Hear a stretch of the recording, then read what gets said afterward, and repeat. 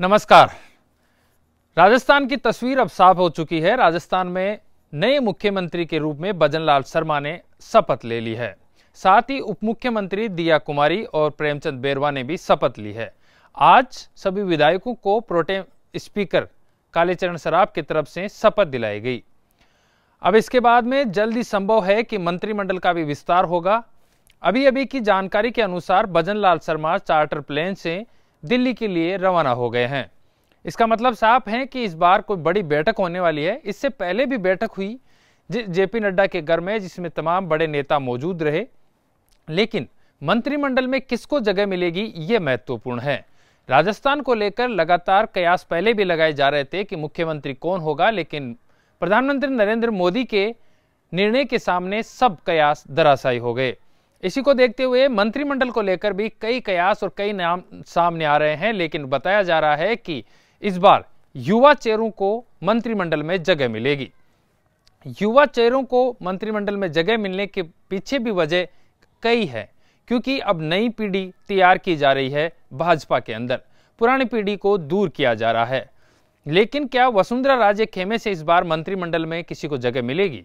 क्योंकि जिस तरीके से वसुंधरा राजे को लगातार मुख्यमंत्री बनाए जाने को लेकर कयास लगाए जा रहे थे, लेकिन एक चौंकाने वाला नाम भजन लाल शर्मा सामने आया और तस्वीरें साफ हो गई।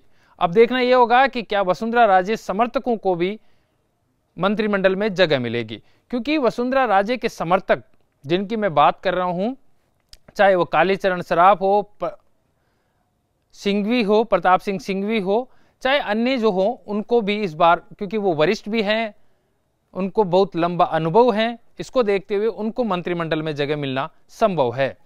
लेकिन क्या जयपुर से मुख्यमंत्री और उप मुख्यमंत्री बनाए जाने के बाद जयपुर से भी किसी की उम्मीदें बरकरार हैं?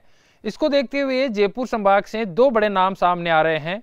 सिविल लाइन्स से गोपाल शर्मा और साथ ही जोटवाड़ा से राज्यवर्धन सिंह राठौड़। लेकिन इनको अभी इंतजार करना पड़ सकता है। पहले मंत्रिमंडल में 15 से 20 मंत्रियों को जगह मिल सकती है, और ये इसलिए भी जरूरी है क्योंकि अब जनता से जो वादे किए थे वो भी पूरे करने जरूरी हैं। साथ ही देखना अब ये भी होगा कि क्या भाजपा ने जो घोषणा पत्र जारी किया था उन वादों को भी भाजपा पूरा कर पाती है। एक बड़ा वादा जिसके अंदर 450 रुपए में गरीब परिवारों को सिलेंडर देने का वादा था, उसको लेकर संसद में जो राज्यसभा में जो जवाब आया है तेल मंत्री का, वो चौंकाने वाला था। उन्होंने कहा कि अभी किसी इस तरीके का कोई भी प्लान नहीं है कि 450 में सिलेंडर दिया जाए।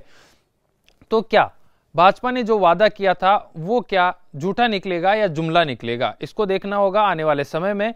साथ ही कई अन्य वादे भी थे, जिसमें 6000 से बढ़ाकर 12000 किसान सम्मान निधि का भी वादा था। इसके अलावा छात्रवृत्ति के कई वादे थे। तमाम वादों को देखने वाला होगा कि जब मंत्रिमंडल बन जाएगा, मंत्रिमंडल का गठन हो जाएगा, उसके बाद में क्या निर्णय लिए जाते हैं। अब मंत्रिमंडल इस तरीके से भी देखा जाएगा क्योंकि जाट, मीणा, गुजर सब लोगों को मंत्रिमंडल में जगह मिलेगी। किरोड़ी लाल मीणा जो कि बड़ा नाम था, जिनको मुख्यमंत्री उप मुख्यमंत्री के साथ नाम जोड़ा जा रहा था, उनका नाम नहीं आने के बाद में ये चौंकाने वाला फैसला था। तो अब क्या उनको मंत्रिमंडल में कोई अहम भूमिका मिलेगी? क्योंकि उनको अब अहम भूमिका मिलना लाजमी है। किरोड़ी लाल मीणा वो व्यक्ति थे जिन्होंने 5 साल तक विपक्ष में रहते हुए सब कुछ काम किया और सरकार के घुटने टेकने पर मजबूर किया। विपक्ष के तौर पर अकेले बागडोर संभाल रखी थी। उसी को देखते हुए उनको अहम जगह मिलना संभव है। इसके साथ ही कई नए चेहरे हैं, चाहे वो नोकसम चौधरी हो, चाहे कई बागी जो भाजपा से कांग्रेस में जीत कर आए, विकास चौधरी जैसे कई नाम हो, रविंद्र भाटी का नाम जो निर्दलीय लड़कर आए हैं उनका नाम हो, कई युवा चेहरों का नाम भी सामने आ रहा है। लेकिन क्या निर्दलीयों को भाजपा अपने मंत्रिमंडल में जगह देगी? ये अभी संभव नहीं है। इसलिए उन नए और युवा चेहरों को मौका दिया जाएगा जो भाजपा सीट की टिकट पर समर्पित हैं और भाजपा के चेहरे हैं। ऐसे में अब महत्वपूर्ण ये हो जाएगा कि भाजपा किस तरीके से सभी जातियों को साधेगी, क्योंकि कुछ ही समय बाद लोकसभा के चुनाव हैं और भाजपा नहीं चाहेगी कि नरेंद्र मोदी को किसी भी तरीके का डेंट हो। साथ ही हनुमान बेनीवाल के जो वोटर्स हैं उनको भी साधने की कोशिश की जाएगी। तो क्या हनुमान बेनीवाल आने वाले समय में भाजपा के साथ या कांग्रेस के साथ गठबंधन करेंगे, ये भी देखना महत्वपूर्ण होगा। लेकिन आज विधायकों ने शपथ ली और शपथ के बाद में अब कल मंत्रिमंडल का विस्तार लगभग तय माना जा रहा है, क्योंकि इसके बाद में राष्ट्रपति और राज्यपाल का राजस्थान दौरा है जिसमें व्यस्त हो जाएंगे। तो इसके बाद फिर मंत्रिमंडल का गठन लंबे अंतराल के लिए टल सकता है।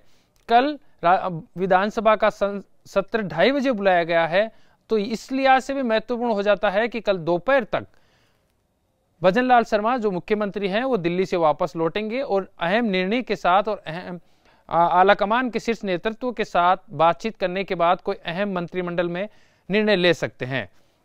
तमाम तरीके की जानकारी कल पर टिकी रहेगी। इसके बाद में कल शाम को फिर हाजिर होंगे। तब तक के लिए जय हिंद, जय भारत।